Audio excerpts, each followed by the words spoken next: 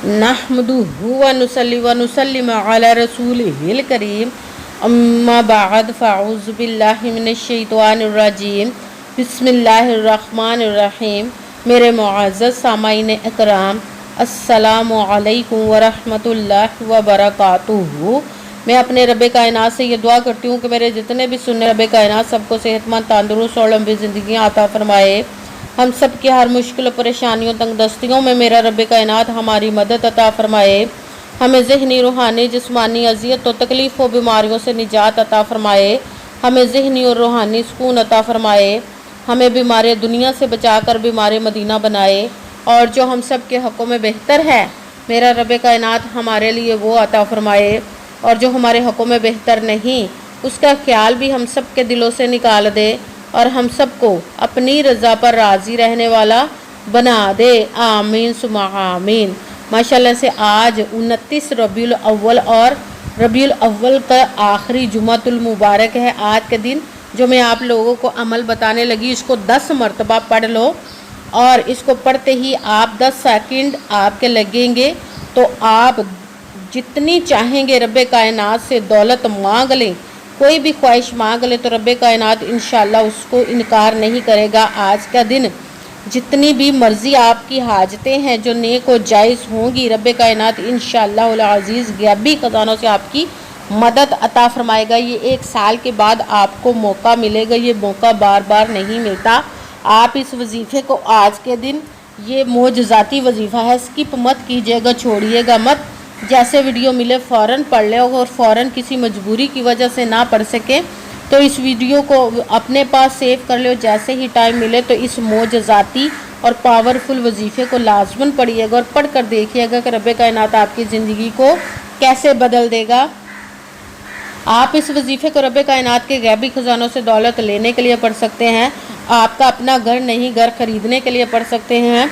आपके घर में लड़ाई झगड़े रहते, नचाकी, परेशानी, मुफलसी, गरीबी है, उसके लिए पढ़ सकते हैं। आप इस वजीफ़े को आपके ऊपर बहुत ज़्यादा कर्ज है, उतरने का सबब नहीं बन रहा, या आपने अपनी कीमती चीज़ या पैसे किसी को दिए वापस नहीं कर रहे, उसके लिए पढ़ सकते हैं। आपकी औलाद नहीं या आपकी औलाद नाफरमान है, उसके लिए पढ़ सकते हैं।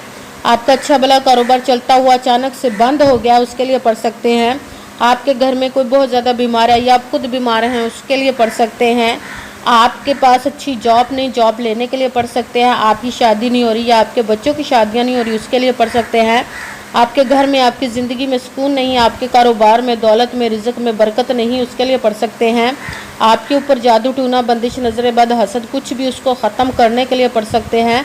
मतलब किसी भी मकसद, किसी भी हाजत, किसी भी मुराद के लिए पढ़ सकते हैं। मगर जब पढ़ने लगे तो रब कायनात की ज़ात पाक पर यकीन कामिल रख के पढ़िएगा।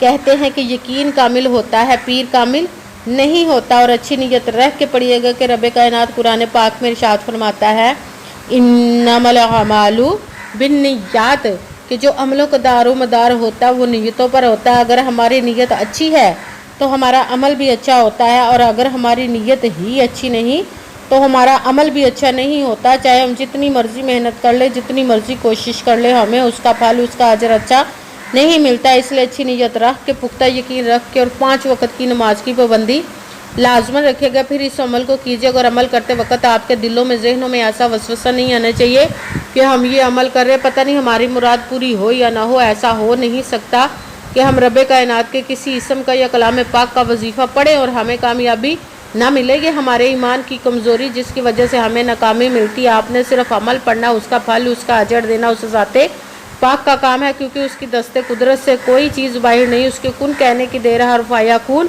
हो जाता है। आपने अमल करने के बाद उसके कुन का इंतज़ार करना है। इंशाअल्लाह उल अज़ीज़ रब कायनात अपने हुक्म से आपकी तकदीर के बाद तालों को खोल देगा, नसीब के सितारों को चमका देगा। आपकी ज़िंदगी में ऐसे ऐसे मोजज़े अता फरमाएगा कि आप खुद देख कर हैरान रह जाएंगे। आपको कभी किसी चीज़ की कमी नहीं रहेगी इंशाअल्लाह उल अज़ीज़ उसके हुक्म से।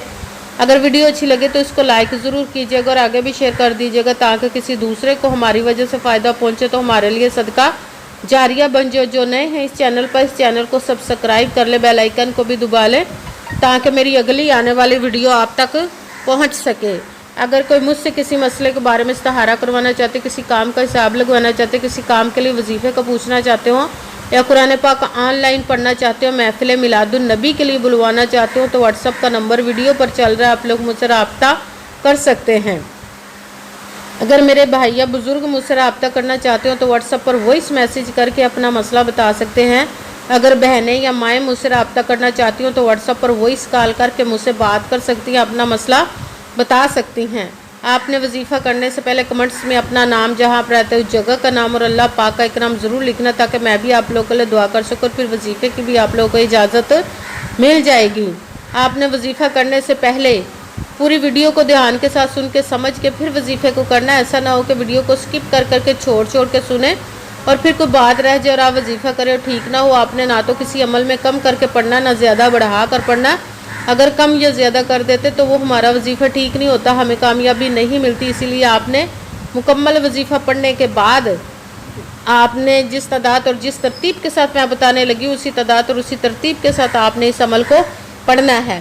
آپ اس عمل کو آج کے دن کسی بھی جگہ پر بیٹھ کر پڑھ سکتے ہیں، گھر میں، آفس، مدرسہ، یونیورسٹی، کالج، شاپ پہ، مگر جب پڑھنے لگے بالکل خاموشی، توجہ، سکون کے ساتھ پڑھنا۔ وظیفے کے درمیان نہ تو آپ نے کسی سے بات کرنی، نہ اٹھنا، نہ فون استعمال کرنا ہے۔ اگر وظیفے کے درمیان ہم کسی سے بات کر لیتے، اٹھ جاتے تو وہ ہمارا وظیفہ ٹھیک نہیں ہوتا، ہمیں کامیابی نہیں ملتی۔ اس لیے آپ نے مکمل وظیفہ پڑھنے کے بعد کسی سے بات کرنی، اٹھنا یا کہ فون استعمال کرنا ہے۔ آپ اس وظیفے کو آج کے دن کسی بھی وقت پڑھ سکتے، کسی بھی نماز کے ساتھ پڑھ سکتے، نماز کے علاوہ بھی پڑھ سکتے ہیں۔ اگر نماز کے ساتھ پڑھ رہے تو نماز مکمل پڑھنے کے بعد دعا مانگنے کے بعد آپ نے اس عمل کو پڑھنا ہے۔ اگر نماز کے علاوہ پڑھ رہے تو باوضو ہو کر ایسی جگہ پر بیٹھ کر پڑھنا جہاں بالکل خاموشی، توجہ، سکون کے ساتھ آپ اس عمل کو پڑھ سکیں۔ جب عمل کرنے کے لیے آپ بیٹھ گئے تو ایک مرتبہ آپ نے درود پاک پڑھنا، کوئی سا بھی درود پاک پڑھ سکتے، مگر درود ابراہیمی جو نماز میں پڑھا جاتا ہے وہ والا درود پاک پڑھ لے تو زیادہ بہتر، ورنہ کوئی سا بھی درود پاک آپ پڑھ سکتے ہیں۔ درود پاک پڑھنے کے بعد آپ نے ایک مرتبہ اعوذ باللہ من الشیطان الرجیم بسم اللہ الرحمن الرحیم پڑھ کر اپنے مقصد کی نیت کر لینی، جس مقصد، جس حاجت کے لیے آپ اس عمل کو پڑھنے لگے ہیں۔ پھر عمل کرنے کے لیے جب آپ بیٹھ کے تو ایک مرتبہ آپ نے درود پاک پڑھا، کوئی سا بھی درود پاک پڑھ سکتے ہیں، مگر درود ابراہیمی جو نماز میں پڑھا جاتا وہ والا درود پاک پڑھ لے تو زیادہ بہتر، ورنہ کوئی سا بھی درود پاک پڑھ سکتے ہیں۔ درود پاک پڑھنے کے بعد ایک مرتبہ اعوذ باللہ من الشیطان الرجیم بسم اللہ الرحمن الرحیم پڑھ کر اپنے مقصد کی نیت کر لینے، جس کے لیے آپ اس عمل کو پڑھنے لگے ہیں۔ پھر سب سے پہلے نمبر پر جو آپ نے وظیفہ پڑھنا ہے وہ رب کائنات کے دو اسم مبارک کو ملا کر پڑھیں گے، وہ ہے یا عزیز یا وہاب، یا عزیز یا وہاب، یا عزیز یا وہاب، یا عزیز یا وہاب، یا عزیز یا وہاب، یا عزیز یا وہاب، یا عزیز یا وہاب۔ اس کو آپ نے 10 مرتبہ 10 ٹائم پڑھنا ہے۔ پھر ساتھ ہی دوسرے نمبر پر قرآن پاک کی سورت کا ایک سورت اخلاص کی آیت کا وظیفہ پڑھنا ہے، اللہ الصمد، اللہ الصمد، اللہ الصمد، اللہ الصمد، اللہ الصمد، اللہ الصمد۔ اس کو آپ نے 41 مرتبہ 41 ٹائم پڑھنا ہے۔ پھر ساتھ ہی تیسرے نمبر پر جو وظیفہ پڑھنا وہ بھی قرآن پاک کی ایک آیت کا وظیفہ، یا ذوالجلالی والاکرام، یا ذوالجلالی والاکرام، یا ذوالجلالی والاکرام، یا ذوالجلالی والاکرام، یا ذوالجلالی والاکرام، یا ذوالجلالی والاکرام۔ اس کو آپ نے 11 مرتبہ 11 ٹائم پڑھنا ہے۔ سب سے پہلے ایک مرتبہ درود پاک پڑھا، پھر ایک مرتبہ اعوذ باللہ من الشیطان الرجیم بسم اللہ الرحمن الرحیم پڑھ کر اپنے مقصد کی نیت کر لینی، جس کے لیے آپ اس عمل کو پڑھنے لگے ہیں۔